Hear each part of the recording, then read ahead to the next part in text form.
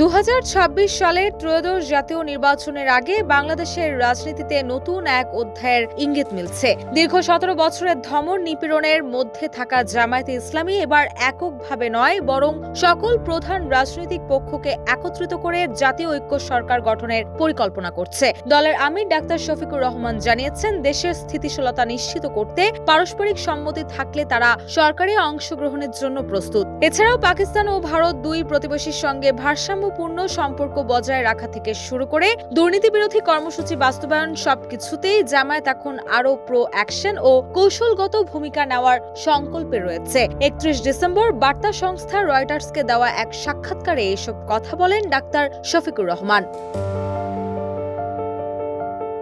তিনি বলেন, আমরা অন্তত 5 বছরের জন্য একটি স্থিতিশীল দেশ চাই।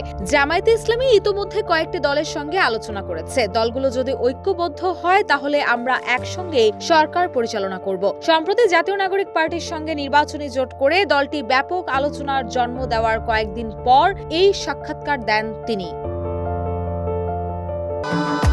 ভবিষ্যৎ হোক নিরাপদ, বিনিয়োগ হোক বিশ্বস্ত, আর আমার পছন্দ সল্ট বে। Welcome to Salt Bay. Jamaat শরিয়া ভিত্তিক শাসন ব্যবস্থার পক্ষে থাকলেও সাম্প্রতিক সময়ে দলটি রক্ষণশীলতা থেকে বেরিয়ে নিজেদের আহ্বানের ক্ষেত্র বিস্তৃত করার চেষ্টা করছে।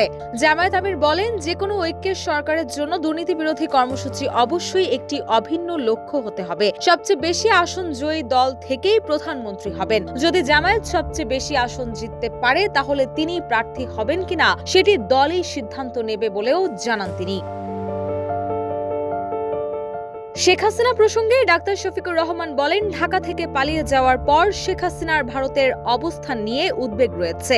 তার পতনের পর দুই দেশের সম্পর্ক কয়েক দশকের মধ্যে সর্বনিম্নে পৌঁছেছে। দক্ষিণ এশিয়ার সবচেয়ে ক্ষমতাধর ও হিন্দু সংখ্যাগরিষ্ঠ দেশ ভারত শেখ হাসিনার সঙ্গে ঘনিষ্ঠ কর্ম সম্পর্ক গড়ে তুলেছিল, যার ফলে দুই প্রতিবেশী দেশের মধ্যে ব্যবসা ও বাণিজ্যিক সম্পর্ক সম্প্রসারণের সহায়তা করেছিল।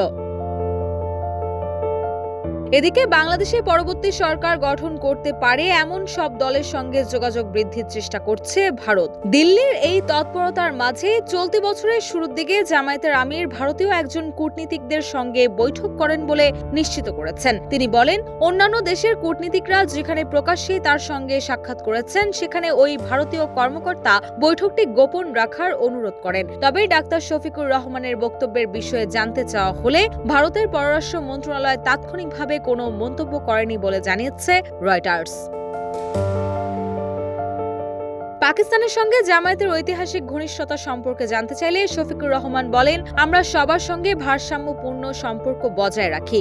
আমরা কখনোই কোনো একটি দেশের দিকে ঝুঁকতে আগ্রহী নই, বরং আমরা সবাইকে সম্মান করি এবং দেশগুলোর মাঝে ভারসাম্যপূর্ণ সম্পর্ক চাই। তিনি আরো বলেন, জামায়াতকে অন্তর্ভুক্ত করে গঠিত কোনো সরকারই রাষ্ট্রপতি মোহাম্মদ শাহাবুদ্দিনকে নিয়ে স্বস্তিবোধ করবে না।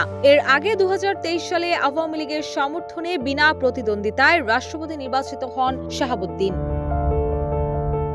এদিকে রাষ্ট্রপতি শাহাবুদ্দিন নিজেও চলতি মাসের শুরুর দিকে রয়টার্সকে দেওয়া এক সাক্ষাৎকারে বলেছিলেন, মেয়াদের মাঝপথে পদত্যাগ করার জন্য প্রস্তুত রয়েছেন তিনি। তবে বুধবার রয়টার্সের সঙ্গে টেলিফোন আলাপে জামায়াত আমিরের ওই অবস্থান নিয়ে মন্তব্য করতে অস্বীকৃতি জানিয়েছেন রাষ্ট্রপতি মোহাম্মদ শাহাবুদ্দিন। এ বিষয়ে কথা বলে তিনি বিষয়টিকে আরো জটিল রূপ দিতে চান না বলেও জানান। রুশা সুর, নিউজ ডেস্ক, ইত্তেফাক।